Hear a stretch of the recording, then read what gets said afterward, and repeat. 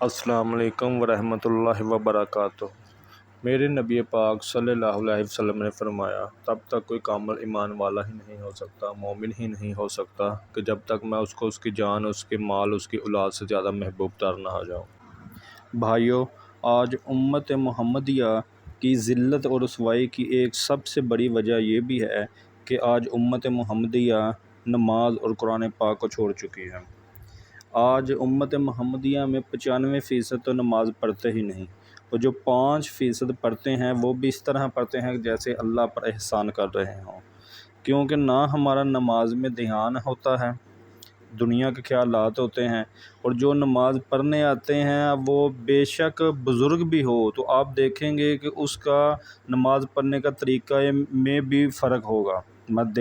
جس طرح اپنے جسم کی حرکات ہوتی ہیں، جسم کو صحیح طریقے سے اللہ کے حضور حاضر کرنا ہوتا ہے، تو ہماری اتنی توجہ ہی نہیں ہوتی کہ ہم کس کی بارگاہ میں آ کے کھڑے ہیں تو کس طرح ہماری دعائیں قبول ہوں گی۔ ہم جتنا ہی اللہ کی طرف متوجہ ہوں گے اور اتنی ہی امید رکھیں کہ اللہ بھی ہماری طرف متوجہ ہوگا۔ تو ہمیں چھوٹے چھوٹی باتوں پہ توجہ اور غور و فکر کرنے کی ضرورت ہے۔ سب سے پہلے تو ہمیں خود بھی 5 ٹائم کی نماز پڑھنی چاہیے جو ہم پر فرض ہے۔ میرے نبی پاک صلی اللہ علیہ وآلہ وسلم نے فرمایا کہ نماز میری آنکھوں کی ٹھنڈک ہے، اور نماز مسلمان کے لیے بے حد ضروری ہے۔ یہ جنت کی کنجیوں میں سے ایک کنجی ہے۔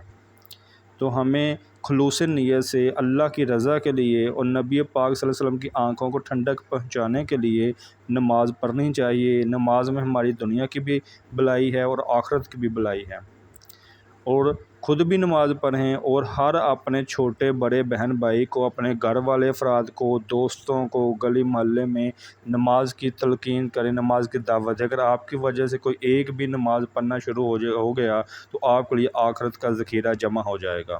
اور خود بھی نماز پڑھنے جائیں تو نماز میں دھیان رکھنے کا سب سے پہلا جو نماز میں لذت بھی آئے گی آپ کو، اور نماز میں دل بھی لگے گا اور آپ کا دھیان بھی اللہ کی طرف ہوگا، تو سب سے پہلے بھائیو اپنی نظروں کو پاک کرو۔ جو نظر گندگی نہیں دیکھے گی، موبائل پہ گند دیکھیں یا بازاروں میں دیکھیں، کسی عورت کے بارے میں غلط نظریہ رکھتے ہوئے، یا اسی کے پر اس کے کپڑے بھی نہیں ہیں اس نے طریقے سے پہنے ہوئے تو اس پر بھی تذکرہ کرتے ہوئے ایک دفعہ سے جب دوسری دفعہ ہم کسی کو دیکھیں گے تو وہ بھی گناہ کبیرہ میں شامل ہوگا۔ تو اپنی نظروں کی حفاظت کریں، نظروں کو پاک کریں تو انشاءاللہ نماز میں دل بھی لگے گا اور توجہ بھی حاصل ہوگی اور اللہ کے قرب بھی حاصل ہوگا۔ تو نماز میں جو کثرت کے ساتھ میں نے دیکھا ہے کہ جو بچے تو کیا بزرگ بھی یہ غلطیاں کرتے ہیں۔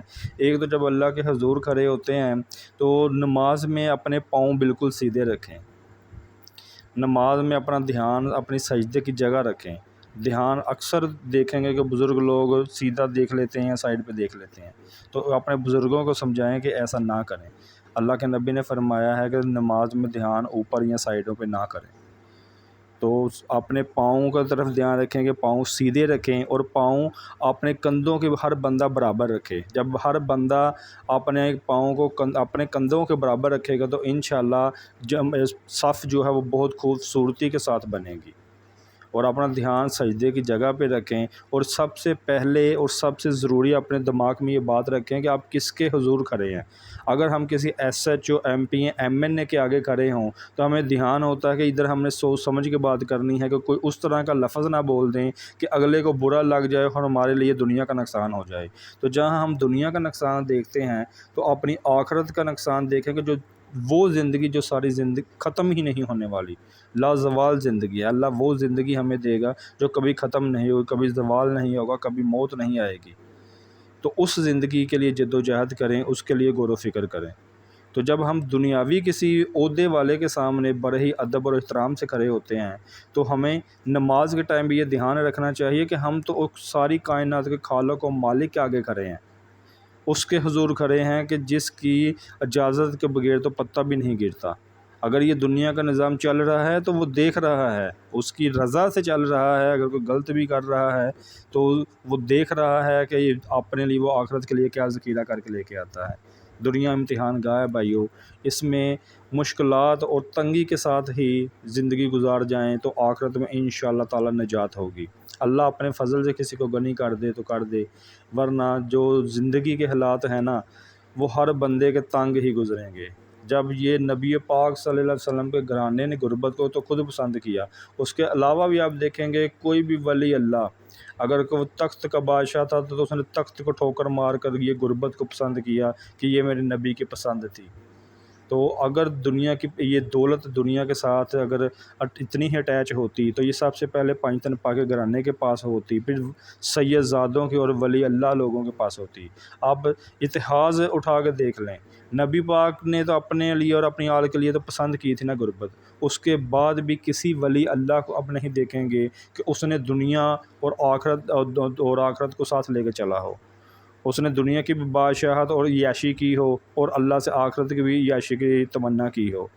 بھائی وہ دنیا کو ٹھوکر ماریں گے اور دنیا کی تنگ دستیاں برداشت کریں گے تو انشاءاللہ تعالی اللہ آخرت میں جنت الفردوس عطا کرے گا۔ تو ہر بندے کو اپنی آخرت کے لیے تیاری کرنی چاہیے۔ اس کے درمیان اگر دنیا میں اللہ کسی چیز سے نعمت سے نواز دے تو اس کا لاکھ کروڑ شکر ہے، اور اگر کوئی رنج و غم تکلیف آئے تو اس پہ ہمیں صبر کرنا چاہیے۔ دعا ہے کہ اللہ پاک ہر مسلمان کو پانچ گانا نماز پڑھنے کی توفیق دے اور ہماری دنیا بھی مصیبتیں حل ہوں اور آخرت بھی ہماری بھلی ہو جائے۔ جزاک اللہ خیر۔